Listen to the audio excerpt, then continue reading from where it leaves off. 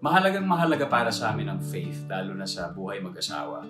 Dahil klaro sa amin na dapat ang Panginoon ang nasa sentro ng aming relationship.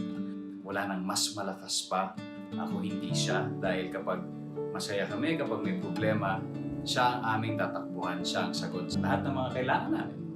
Pag sinabi mo kasing faith, ito yung matinding paniniwala mo sa Kanya. At yun ang isa sa pinakamahalagang elemento sa lahat ng buhay ng isang tao. Kailangan meron kang faith sa Kanya. Kahit anong mangyari, kailangan hindi nawawala yun. Dahil naniniwala ako, kami na mag-asawa, at yun ang gusto namin din mangyari sa pamilya namin, na once na nandyan yung faith at matatag yung pananampalataya mo sa Kanya, hindi Kanya bibitawan. Wala ang pamilya namin kung wala siya.